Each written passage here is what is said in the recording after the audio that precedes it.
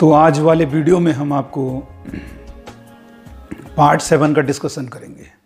Top 10 problem आगे continue रहेगा और आप इसे वॉच करते रहिए। और जो बच्चे पहली बार हमारे चैनल पर आए हैं वो हमसे जुड़ना चाहते हैं तो व्हाट्सएप के माध्यम से भी जुड़ सकते हैं। व्हाट्सएप नंबर वीडियो के लास्ट में आपको मिलेगा। चलिए आज का वीडियो स्टार्ट करते हैं। फर्स्ट क्वेश्चन में कहा जा रहा है कैपिटल ए कोई सेट दिया हुआ है और कैपिटल बी भी हमारे पास कोई दूसरा सेट है। क्वेश्चन में कहा जा रहा है कि ए क्रॉस बी में कितने एलिमेंट्स होंगे। तो ठीक है, एलिमेंट्स मतलब तत्व। तो बेटा ध्यान रखना, ये फंडा तो आपको मालूम होगा, अगर नहीं मालूम है तो याद रखें। अगर ए में एन एम एलिमेंट्स हैं, एम तत्व हैं, इसे तत्व कहते हैं हिंदी में, ठीक है, और बी मैट्रिक्स में एन एलिमेंट्स हैं, तो ये ध्यान रखना number of elements in A cross B का हो चाहे बी क्रॉस ए का हो, इसमें जो नंबर ऑफ एलिमेंट्स होंगे, नंबर ऑफ एलिमेंट्स यानी तत्वों की जो संख्या होगी, दोनों में जितने भी एलिमेंट्स हैं उन दोनों को आपस में मल्टीप्लाई कर दिया करो।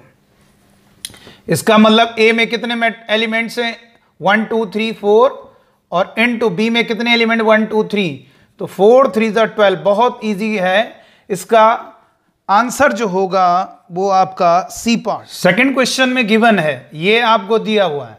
अच्छा ये क्या होता है, बहुत इजी है, आपको मालूम होना चाहिए। एन सी आर, इसको हम ऐसे भी लिख सकते हैं सी एन कॉमा आर। अगर ऐसे में दिक्कत हो रही देखने में तो इसे ऐसे भी लिखा जा सकता है, यानी सी लिखोगे, इसको ऊपर लिखोगे, इसको नीचे, ठीक है। और एक फंडा याद रखना है, ये नोट करके हमेशा आपको याद रखना है, N C X is equal to N C Y. तो ये ध्यान रखना, ये दोनों इक्वल अगर हैं तो ये दोनों इक्वल तब होंगे जब यह दोनों नीचे वाले इक्वल होंगे या दोनों का जो जोड़ है, इन दोनों का जोड़ ऊपर वाले के इक्वल होगा। तो अगर इसको इस रूप में देखने में दिक्कत हो रही है तो ऐसे लिख सकते हो। तो इसको लिख सकते हैं 28C2R is equal to 28C2R minus 4।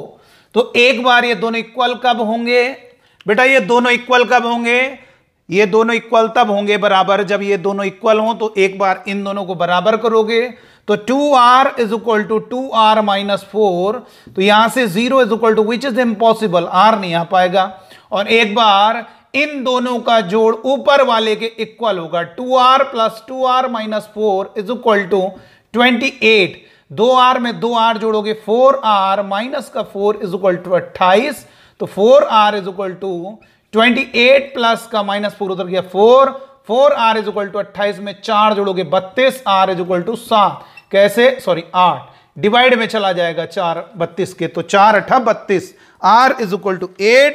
तो ऑप्शन हमारा बी पार्ट। तीसरे प्रश्न में कहा जा रहा है the roots of the equation. पहला ऑप्शन आर इमेजिनरी, दूसरा option are real distinct and real, और तीसरा option are real and real, are equal and real, none of these. Hindi में कह रहा है समीकरण के मूल, पहला काल्पनिक है, भिन्न है व वास्तविक, समान व वास्तविक। चलो भाई, किसी भी क्वाड्रेटिक इक्वेशन के, बेटा ध्यान रखना, कोई भी क्वाड्रेटिक इक्वेशन है उसके रूट्स का नेचर हम जो डिसाइड करते हैं वो कोई क्वाड्रेटिक है इस फॉर्म में, ध्यान रखना। ए एक्स स्क्वायर का कोएफिशिएंट होता है, बी आपका एक्स का कोएफिशिएंट है और सी आपका कांस्टेंट टर्म है। किसी भी क्वाड्रेटिक का जो नेचर है रूट्स का यानी मूलों का जो लक्षण होता है वो हमेशा विविक्त कर से आता है। और याद रखना है, ये सब आपको नोट कर लेना, नहीं मालूम है तो याद रखना है। डी अगर हमारा पॉजिटिव है तो मूल कैसे होंगे, वास्तविक यानी रियल एंड डिस्टिंक्ट। रियल व अलग अलग, अलग अलग का मतलब होता है डिस्टिंक्ट, याद रखना है। और डी अगर निगेटिव है तो मूल हमारे क्या होंगे, काल्पनिक, मूल काल्पनिक या अधिकल्पित, इमेजिनरी उसे हिंदी में कहते हैं अधिकल्पित, ठीक। और डी अगर 0 है तो क्या होंगे, मूल समान या बराबर व वास्तविक। ध्यान रखना बेटा, रियल।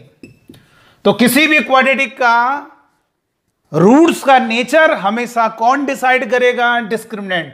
तो डी निकालो, बी स्क्वायर माइनस 4ac में वैल्यू पुट करोगे, बी कितना है -8 का स्क्वायर, 4a कितना है 1c है 16, 8 का स्क्वायर 64 में 64, 16 चौको 64 से 64 कैंसिल, डी हमारा 0 आ रहा है, जिस कारण roots are equal and real, यानी सी ऑप्शन, समान व वास्तविक।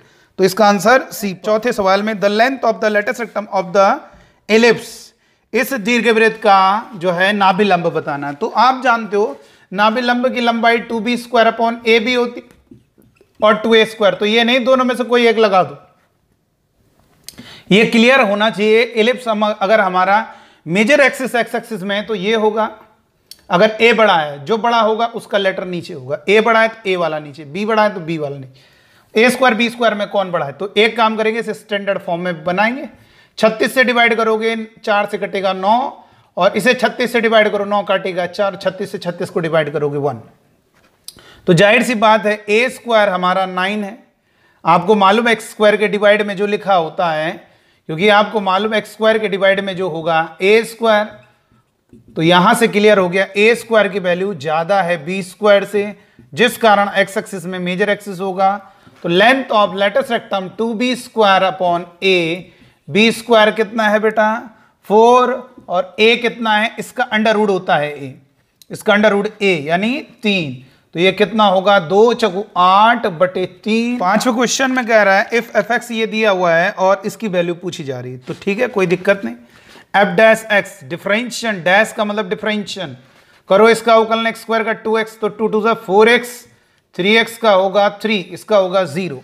तो सबसे पहले f dash 0 plus 3 times f dash -1, 0 रखो बेटा इसमें, तो 0 रखोगे यहां पर 3 बचेगा, प्लस 3 टाइम्स -1 रखोगे 4 इंटू -1 प्लस का 3, तो यहां पर होगा 3 प्लस, ये होगा 3, ये -3 -4 प्लस 3, जिस कारण ये कितना होगा 3 प्लस कहां से हो जाएगा, ये -1 होगा, तो -1 में 3 का मल्टीप्लाई करोगे -3, जिस कारण इसकी वैल्यू 0 होगी। आपको समझ में आनी चाहिए, तो इसका ऑप्शन बी पार्ट होगा।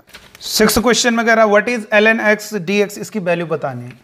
तो डेफिनेट का क्वेश्चन है, बहुत इजी है। ln x को हम log x भी कहते हैं, आपको मालूम होना चाहिए। log x की बेस e कहा जाता है, ln x का मतलब log x की बेस e। अच्छा ये बताइए log x का जो इंटीग्रेशन होता है वो क्या होता है? log x का इंटीग्रेशन डायरेक्ट याद रखो यार, बार बार डिटेल में नहीं करना है, बहुत फॉर्मूले टाइप का समझ लो। x into log x minus का 1, अगर ln लिखा है तो ln लिख देना, ln x is equal to x ln x minus 1। तो यहां पर भी लिखेंगे x ln x माइनस का 1 और लिमिट 1 से 2। इधर कर देते हैं, क्या होता है डेफिनेट इंटीग्रेशन में कभी भी आप c ऐड नहीं करते हो, इसका इंटीग्रेशन कर दे, ये होता है सबसे पहले अपर लिमिट रखोगे, तो 2ln2 माइनस का 1, फिर माइनस लोअर लिमिट रखोगे 1 ln माइनस का ln 1 और फिर माइनस का 1, और ln 1 आप अच्छे से जानते हो 0 होता है, जिस कारण ये 0। तो ये कितना होगा, इसके बाद मुझे बताइए कितना होगा 2ln2, और ये -2 का 2 का -1 में मल्टीप्लाई -2 और माइनस प्लस का 1, जिस कारण होगा 2ln2 माइनस का 1, -2 में 1 जोड़ो 1, और ये ln4 माइनस ln e होगा, क्योंकि ln e का मतलब है log e to the base e, जिसकी वैल्यू 1, तो 1 को ln e लिख सकते हो, ठीक है ना। ये 2 पावर ऊपर चला जाएगा ना बेटा, ये होता है ना m into log a is equal to log a to the power m। तो जिस कारण यहां पर लिख सकते हैं ln4 अपॉन e, ये एनडीए में भी आया हुआ क्वेश्चन है, कैसे log m माइनस का log n is equal to होता है log m बाई n, उस तरीके से। तो ऑप्शन क्या होगा सी पार्ट। 7th क्वेश्चन में कहा जा रहा है if a and b are independent events, Hindi माध्यम वाले हिंदी में पढ़ ले, स्वतंत्र घटना है, सच दैट इस प्रकार है कि PA आपको 1/5 दिया हुआ और PA यूनियन B आपको 7/10, तो PB बार किसके बराबर होगा। देखो बेटा मैंने आपको बताया था PA जैसे मान लो, इसका मतलब होने की प्रोबेबिलिटी 3 मान लीजिए 7 है, PA बार बोल रहा है तो ना होने प्रोबेबिलिटी, तो आप लोग क्या करते हो इस तरह से तो खरीदते हो, तो ऐसे मत करो, डायरेक्ट लिख दिया करो। कैसे ना होने की प्रोबेबिलिटी कैसे आएगी, जो हर है उसको हर में लिखे रहो और नीचे वाले में ऊपर वाले को घटा दो, तो 7 में 3 मतलब हर में ऊपर वाले को घटाओ, कितना बचेगा 7 में 3 के 4, उसको ऊपर लिख दो, तो ये इसके ना होने प्रोबेबिलिटी, आप देख लो करके देख लो वही चीज है, बस ये है कि थोड़ा सा टाइम ज्यादा नहीं, लेकिन तुरंत हो जाएगा। तो ये आपको सवाल में कह रहा है A और B हमारी इंडिपेंडेंट इवेंट्स हैं, तो हमसे पूछ रहा है पीबी बार, पीबी निकाल लोगे तो पीबी बार अपने आप आ जाए, पीबी होने की, पीबी बार ना होने की। तो आप अच्छे से जानते हो P A union B is equal to होता है P A plus P B minus का पी ए इंटरसेक्शन बी, ये हमारा होता है फॉर्मूला, ठीक है, प्रोबेबिलिटी में। और आपको मालूम है ए और बी अगर हमारी इंडिपेंडेंट इवेंट्स हैं, स्वतंत्र घटनाएं हैं, तो इंटरसेक्शन वाला साइन इनटू हो जाता है बेटा, इंटरसेक्शन वाला साइन इनटू हो जाता है, जिस कारण यहां पर ये पी ए हमेशा नहीं लिखोगे, लेकिन जब भी इंडिपेंडेंट होगी तो उसको ऐसे लिख सकते हो। तो अब एक काम करो, पी बी हमने समझ लिया, पी बी निकालना, इसको एक्स समझ लेते हैं, ठीक है। तो P A union B 7/10, P A आपका 1/5 और ये प्लस एक्स माइनस और ये 1/5 और ये पी बी एक्स हो गया, ठीक। इसको निकालना है, इसलिए यहां पर 5 एलसीएम लोगे, इसको इधर भेज दो, 5 एलसीएम लोगे, इसको इधर भेज दिया, तो 5x minus X is equal to 7/10 minus 1/5। तो यहां से 4/x, 5 में 1 गया 4, 10 एलसीएम लोगे, 10 का मल्टीप्लाई करोगे 7, 10 का मल्टीप्लाई करोगे 5 से कटेगा 2, तो यहां से कह सकते हैं 4x/5 बराबर 7 में 2 घटाओगे 5/10, तो 5 दूनी 10, जिस कारण x हमारा आ गया 5/8। कैसे? 4 दूनी 8। तो ये क्या होगा हमारा पीबी, होने की प्रोबेबिलिटी। तो ना होने की प्रोबेबिलिटी क्या होगी बेटा? 8 रखोगे, 8 में 5 गया 3, यानी 3/8 कोई ऑप्शन देखिए, बिल्कुल हमारा यहां पर सी पार्ट आंसर हो। 8 में कहा जा रहा है ए 4 की पावर x माइनस 6 इंटू 2 की power x plus 8 equal to 0, then the sum of all possible values of x।